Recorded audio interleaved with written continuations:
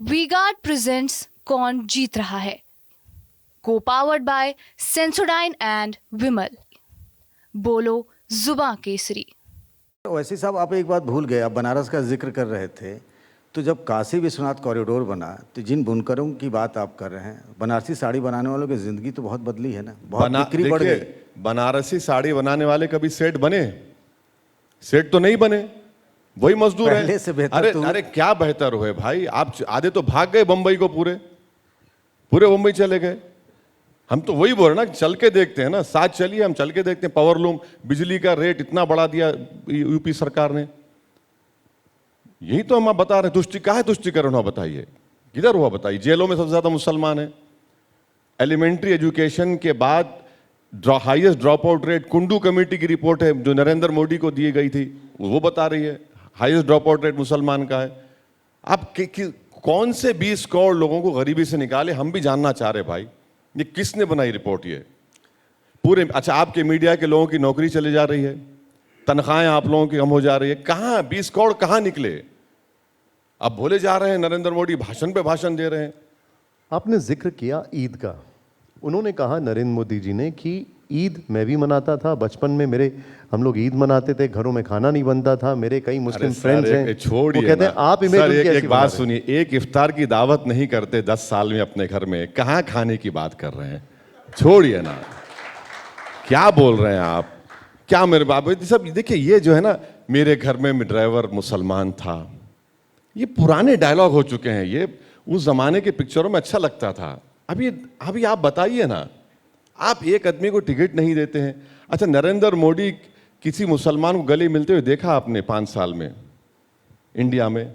बताइए, आपने देखा? किसको देखा हमने? मोहम्मद बिन सलमान, मोहम्मद बिन जैद, या हबीबी उतर। क्या बताइए, क्या है ये? अब लाइटर वेन में लीजिए, दिल पे मत लीजिए, मगर बता रहे हैं आपको, ये तो हो रहा है ना।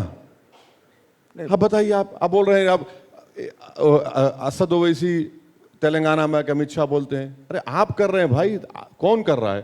नहीं, लेकिन सऊदी के नेताओं से मिलते हैं। हाँ? सऊदी के नेताओं से मिलते हैं। मिलना चाहिए। ईरान के साथ इस पूरे क्राइसिस में भी ईरान के साथ चाबहार पोर्ट की डील हुई, तो ये सब कैसे हो गया? ये सब नहीं, चाबहार पोर्ट हमारे लिए जरूरी, हम पैसा लगा चुके हैं उसमें। अब बड़े पप्पा जी अमेरिका बोल रहे हैं कि सैंक्शन लगाएंगे, हमको जरूरी है, चाबहार पोर्ट जरूरी है अफगानिस्तान में जाने के लिए, बड़ा स्ट्रेटेजिक एरिया है वो। हमको वहां से अफगानिस्तान में हम सामान भी जा सकते हैं, अफगानिस्तान में हम कंट्रोल कर सकते, क्योंकि पाकिस्तान जो वहां से कर रहा है, ये तो चाबहार पोर्ट से जाएगा। आप एक तरफ उनको कहते हैं कि मुसलमान विरोधी हैं, फिर ये जो बिजनेस और कारोबार होता है, ये तो उनके साथ व्यक्तिगत संबंधों के आधार पर ही हुआ। आप वजीर आजम ईरान के हैं या भारत के हैं? बताइए हमको। आप वजीर आजम यूएई के हैं या भारत के हैं? और मुझे क्यों दिखाते? बार बार मोदी जी बोलते हैं कि देखिए विश्व बदल गया, मुसलमान बदल रहे हैं, मैं जब अरब कंट्रीज में जाता हूं। अरे अरब कंट्रीज से मुझे लेना ही देना क्या है? क्या है मुझे भाई? भारत के लोग जाके वहां काम करते, सब जाते हैं, यकीनन मक्का मदीना हमारे लिए मुबारक जगह है, पर मैं देश का हूं ना।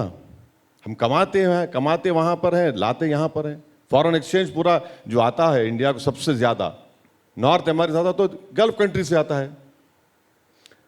पर्सनल ट्यूनिंग की अगर बात की जाए, मैं भारत की बात करता हूं, पर्सनल अंडरस्टैंडिंग की बात। ट्यूनिंग क्या होती है? चलिए, कतर में पर्सनल रिलेशंस के आधार पर ही तो हमारे नौसैनिक वापस आए जिनको सजा हुई थी। देखिए, सजा क्यों हुई उनको, बात जबान मत खुलाइए, मैं बहुत जाता हूं उस बारे में, मैं नहीं बोलना चाह रहा हूं उस बारे में। क्यों सजा हुई उनको? पूछ लीजिए कभी बिठाकर लोगों को, एमएचए के, सजा क्यों हुई उनको? आखिर क्या जुर्म किया था उन्होंने? मगर उनको वक्त तो गुजारना पड़ा ना वहां पे। हम भी तो डिमांड, पार्लियामेंट में सबसे पहले डिमांड करने वाला मैं ही था। अच्छा, हमारा आप ट्यूनिंग की बात कर रहे भाई, कुलभूषण बैठा हुआ है, बुलाइए ना उसको, लेकर आइए।